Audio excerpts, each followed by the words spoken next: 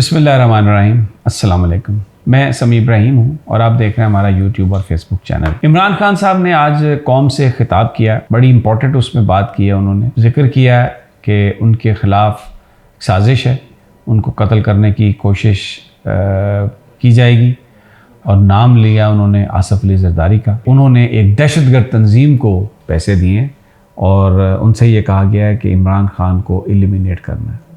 और कौम को इमरान खान ने कहा कि मैं इसलिए बता रहा हूँ कि अगर कुछ ऐसा हो जाए तो आपको ये पता होना चाहिए कि ये सब कुछ किसने किया।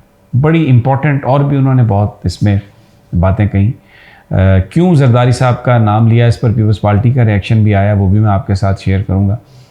दूसरी जो ख़बर है कि वो मरियम नवाज़ साहबा दुबई पहुँच गई हैं और कल वो यहाँ पर लाहौर लैंड करेंगी दोपहर के वक्त तकरीबन 3 बजे। उनके इस्तकबाल के लिए भरपूर कोशिश की है, तैयारियों की। पहले तो प्लान ये था कि उनको लाहौर एयरपोर्ट से जाती उम्रा तक उनके घर तक एक रैली की सूरत में ले जाया जाएगा, लेकिन जो फीडबैक आया उसके बाद वो जो रैली है, जुलूस है, वो तो हो गया पोस्टपोन। और अब ये कहा गया है कि वो वहाँ पर रिसेप्शन होएगा, लोग उनका एयरपोर्ट पर इस्तकबाल करेंगे और वो वहाँ पर ख़िताब करके तो जाती उम्रा किसी भी जुलूस के बग़ैर, रैली के बग़ैर जाएंगी। प्रॉब्लम हो रही है कि एयरपोर्ट पर भी लोगों को कैसे लाया जाए।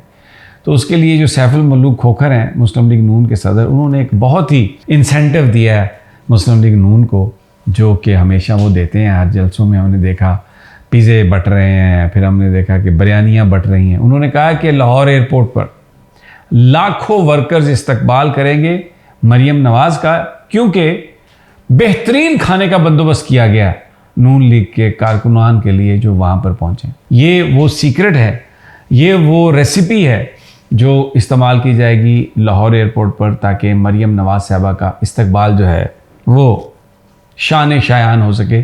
खाबा रोटी, ये पॉलिटिक्स रह गई है। और तीसरी जो स्टोरी है वो आज डॉलर जिस तरीके से आज पाकिस्तान की मार्केट ने रिएक्ट किया, स्टॉक मार्केट डाउन हो गई। कल जिसने थोड़ा अपवर्ड उसका स्केल था, आज बिल्कुल डाउन हो गई। और डॉलर 262 रुपये पर इंटर बैंक रेट, 262 रुपये, और ओपन मार्केट में डॉलर 280 रुपये में भी अवेलेबल नहीं था। लोग 280 का ख़रीदना चाह रहे थे, डॉलर अवेलेबल नहीं था।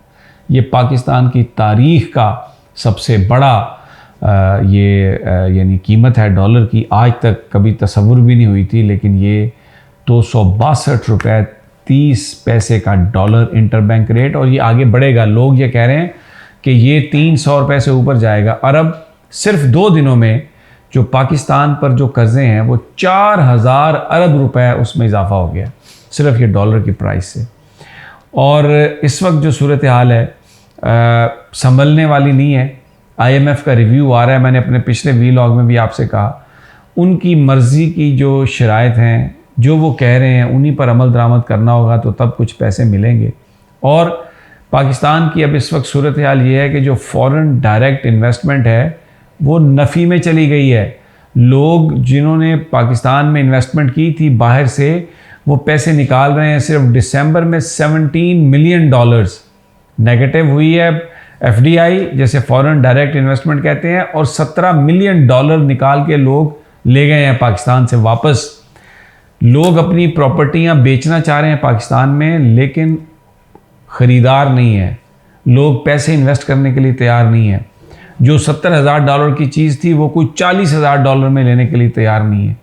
और ये 4 दिन के बाद पेट्रोल जो है ये महंगा होने वाला है। और जो अभी जो फ़र्क आया इसमें कम से कम 50 रुपये लीटर तो इजाफा कम से कम करना पड़ेगा आपको। और जो तेल की कीमत है, जो बिजली की कीमत है, 75% गैस की और बिजली की कीमत में इजाफा करना पड़ेगा, और ये 2022 से इजाफा करना पड़ेगा। अब दूसरी जानिब जो इत्तेहादी हैं वो ये कहते हैं जी हम तो हुकूमत नहीं छोड़ेंगे।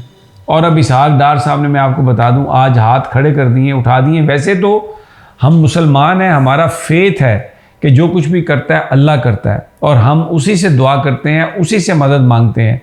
लेकिन जिस स्टाइल में आज फ़रतुल्लाह बाबर साहब ने ये कहा है, इसहाक डार साहब ने ये कहा है कि बस अल्लाह ताला इसकी हिफाजत करेगा। तो उनका मतलब ये था कि साढ़े दिन रहना पाइयो, जागते रहना। तो ये सूरत हाल आ गई है।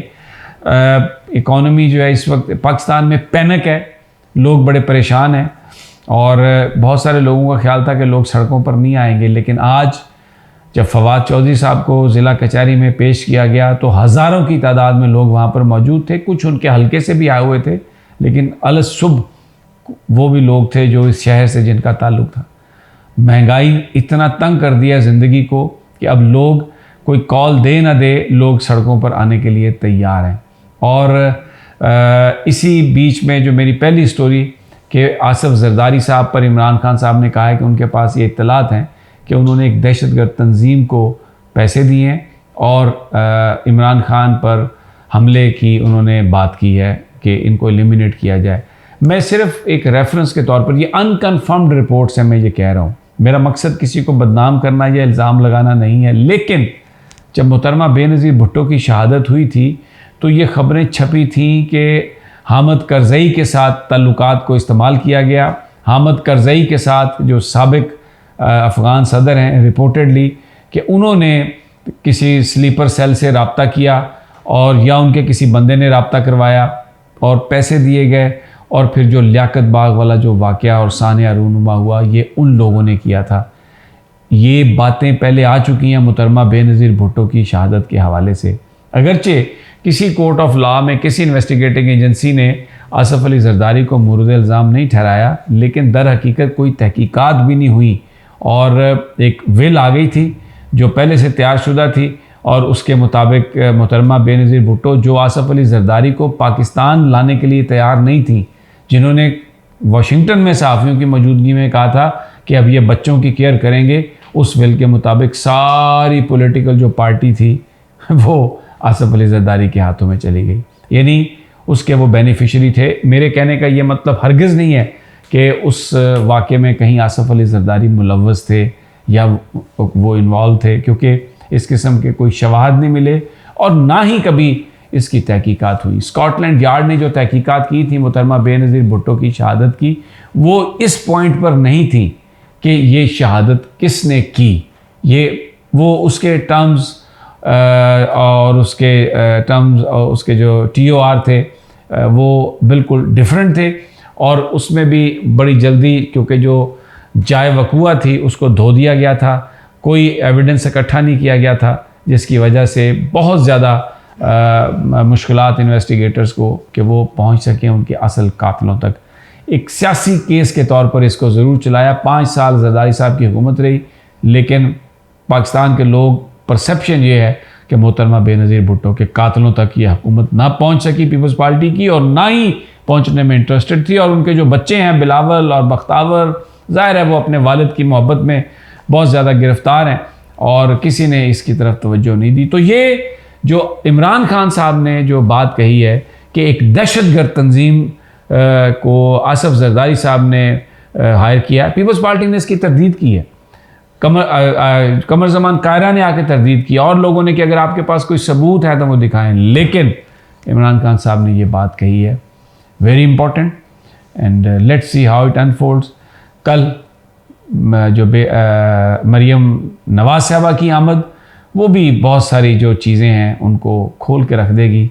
देखना यह है कि कितने लोग आते हैं एयरपोर्ट पर, सिर्फ कारकुनान हैं या लोग भी आते हैं। इजाज़त दीजिए, इंशाल्लाह जल्द मुलाकात होगी अल्लाह ने के बाद।